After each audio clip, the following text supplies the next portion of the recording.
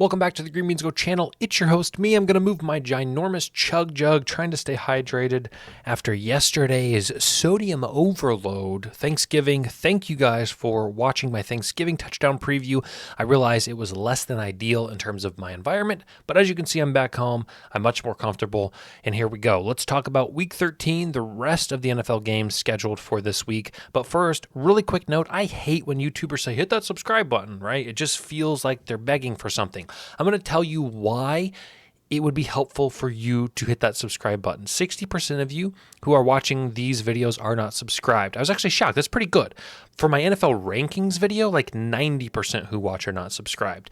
The bottom line is this. I had a company reach out to me in the sports betting industry, a pretty reputable one, and they said, hey, we'd like to pay you guys or pay you on a monthly retainer to talk about our platform a little bit. I was like, awesome, let's do it. And then he says, let me meet with my team. They meet with their team. They come back and they said, well, your subscriber count is just a little bit lower than we typically like to pay guys. We love your content. We love what you're doing, but that subscriber number needs to be a little bit higher. That sucks, right? That sucks. So that is the actual tangible reason why your subscriptions helps me, because it helps people who have the money look at me and say, hey, this guy knows what he's doing. We're going to pay him because of that high number. So if you guys want to help me out for free, hit that subscribe button. Otherwise, comment below your favorite play. Let's talk. Seattle and New York. I'm a little shocked that the Jets have allowed more quarterbacks to score than they have allowed running backs to score. Do I think Geno Smith is going to run one in? Probably not, but it's something worth noting. As for the other side of the ball, the Jets, I'm just shocked that their record is what they are, right? Their defense, if you look at this just color-wise, is pretty good. I think Garrett Wilson and Davante Adams probably have the best chances to score this week. 12 wide receiver touchdowns for the Jets. And Seattle is kind of a night and day with their defense. We'll see if they travel. It's an early game. It's across the country. That typically doesn't bode well for them. So I would, if I had to make a play on this game, go Garrett Wilson or Davante Adams. Chargers and Atlanta. You look at the Chargers offense, and it's pretty balanced. And at least in the last few weeks, they started off pretty run heavy, but they have become more balanced as the weeks have gone on. Atlanta's weakness is at the wide receiver position. And so I look at guys like Ladd McConkey and Quentin Johnston. Now, here's the problem. Quentin Johnston dropped every pass that came his way last week. This is not just like a bad game for him. If you have been following Quentin Johnston, which you probably aren't, I can tell you that he drops a lot of passes. It's become a norm, if you will. It's become something that I've expected, and that's not good for an NFL wide receiver. Now, what does that mean? If his number's above 250, I would still probably play it. I don't think this is just like a slump. This is an actual issue, but he has 6 on the year, right? So maybe he can turn things around. And I guess against Atlanta's defense, there's no better time. Dome game, something they're used to, so that's good. As for the other side of the ball, 3 running back touchdowns allowed for the Chargers, which is pretty crazy. Probably leads the NFL in the least amount allowed. At the wide receiver position, they're allowing 12. So maybe look at guys like Darnell Mooney and Drake London for Atlanta. They're coming off a bye. Kirk Cousins seems like a family man. He probably had a great Thanksgiving. He's ready to come out here and ball. So also maybe Chargers' first touchdown scored. I didn't highlight it, but they've scored 8 this year, only allowing 3, and Atlanta is the complete opposite, allowing 8 and only scoring 3. So just some options there. Cincinnati and Pittsburgh is interesting because when you look at Cincinnati's offense, I'm going to lean back, I'm going to relax, I'm going to lock in. Cincinnati's offense looks good, but Pittsburgh's defense looks good, almost identically good in terms of what Cincinnati does well, Pittsburgh does well at stopping. 20 wide receiver touchdowns for Cincinnati, only 5 allowed for Pittsburgh. Now, have they seen an offense as talented and dynamic as this one? No. So maybe, ignore this. Don't feel bad about playing a Jamar Chase or a T. Higgins just because of you see a 5 here. They probably haven't faced an offense this dynamic. So I'm not scared of it. Now, you got to also count on the price. If Jamar Chase is minus 125, I may stay away. But, if T. Higgins is plus 175, maybe I like it. Looking at the other side of the ball, Pittsburgh and Cincinnati, tight ends. Freiermuth has been a little more involved since Russell Wilson has come into the fold. So maybe you like Pat Freiermuth to score. My wife's blowing me up on the phone, on the cell phone. She's going to go do some things. This is why I put my phone on Do Not Disturb typically when I make the videos, so I can focus. I'm not restarting the video. I'm 5 minutes in. You think I'm going to restart it? I'm not. Let's move on. I'm done talking about this game. I think it's a divisional game. It could get ugly. Okay, take a deep breath. I actually recorded this video once, and I had to restart it because I got confused here. When you look, you see that Minnesota has 5 running back touchdowns. But then you go over here, and you see Aaron Jones has scored 4, and Cam Akers has scored 3. That's 7. So I comb back through, and I'm like, where did my chart get messed up? And I spent 20 minutes looking, and then I finally said, did Cam Akers actually have 3? And I Googled it. He does, but you know where 2 of them came from?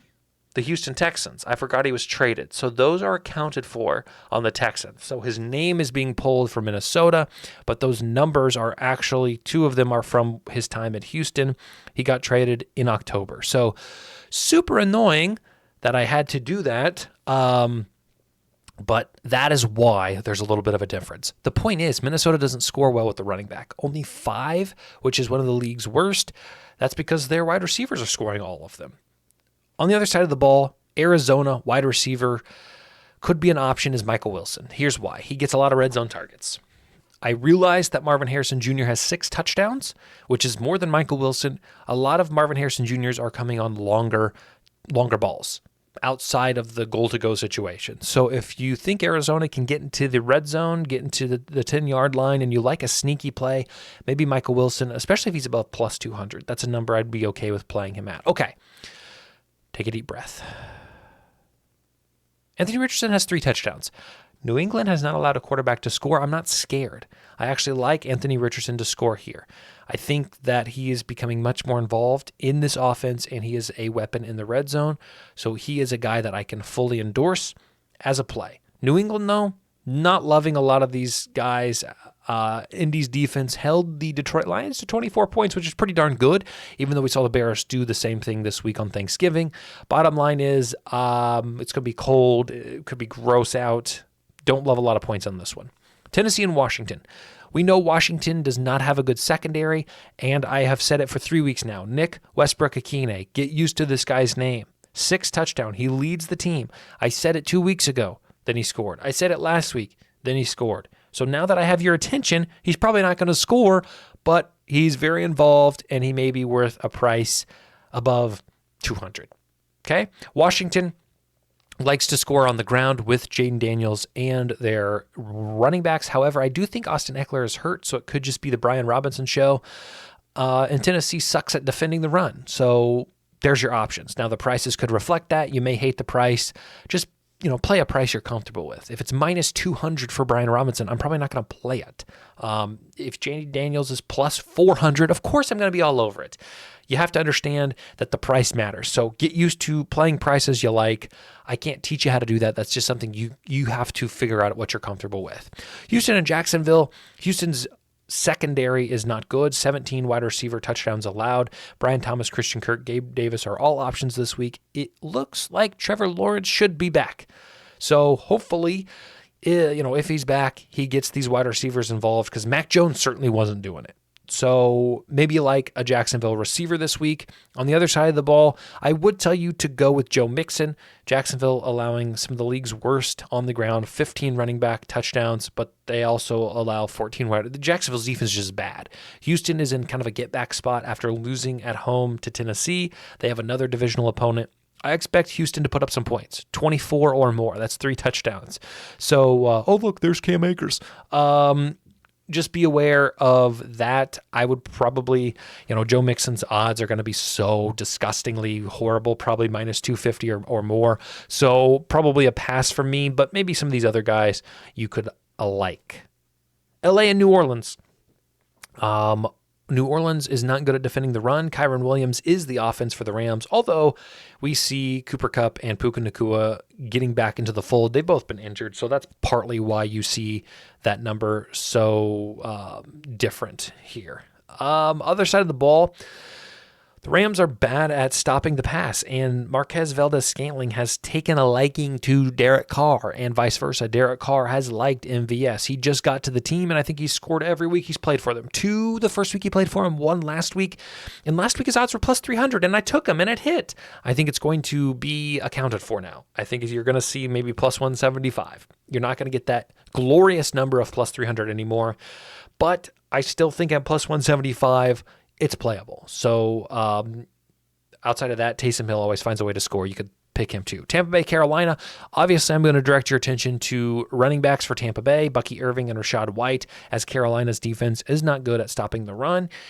Also, you're probably safe to play a Tampa Bay first touchdown score. They like the wide receiver position first, but in this instance, I'd be okay with a Bucky Irving or a Rashad White first touchdown, given the quality, or I should say lack thereof, in Carolina's rush defense. Philly and Baltimore, this one's just so confusing to me, guys. I don't get it. And I'm going to regret it. When you look at this, you see a good offense against what looks to be a mediocre defense. A great offense against a pretty solid defense. How is Philadelphia the underdog? 3.5 points. I don't know. That's not what this video is about. It's not about picks. It's about touchdowns. And I don't know what to say because, Philly isn't the most air it out type of an offense. They're very strong with Jalen Hurts and Saquon Barkley, and Baltimore's decent at stopping that. Maybe you see A.J. Brown get one. I don't know the status of Devonta Smith. He has been hurt. He didn't play last week. But if he's in, maybe you like him. Other side of the ball, it's hard to say who I like for Baltimore, because Philly is only allowed 4 running back touchdowns. They have to face Derrick Henry, though. They haven't played a guy like Derrick Henry. I'm excited to watch this game, is the bottom line. I'm not going to give you anything I love in this game. I just think Philly might be a little bit underrated in this spot, which feels weird to say. We've seen Baltimore be beat this year by bad teams, and Philly's a good team. So we'll see what happens. Buffalo and San Francisco, it's looking like Brock Purdy should be in, although I would double-check that. I'm shocked that San Francisco has 14 touchdowns allowed at the running back, especially with how good you expect their defense to be. Buffalo, surprisingly, we know they have Josh Allen. We know they have talent, but 17 running back touchdowns. James Cook has 11 of them. What's Barkley have? 12, right? Like, you tell me James Cook is only 1 touchdown behind Barkley. I say, no, he's not. Well, he is, okay? So maybe like James Cook to score. They have some other sneaky guys, Ty Johnson and Ray Davis, who have gotten in. Just do your research, do your best judgment. Monday night's game is ugly, very ugly. I think Denver's wide receivers could find a way. Cortland Sutton has 5. And to be honest, Devon Vele, outside of that, I don't even know who the other, Josh Reynolds, wide receivers are. Marvin Mims, LaJordan Humphrey. Don't love it, but maybe like Cortland Sutton. Okay, guys, I realized that this was a little bit wonky of a video. A little bit scatterbrained, if you will. But the data is all there. So if you want to comb through it, look through it, digest it, ingest it, do what you got to do. All right? So that's it, because I got a blank slide here. So enjoy the week, enjoy the weekend, and we will see you sometime very, very soon.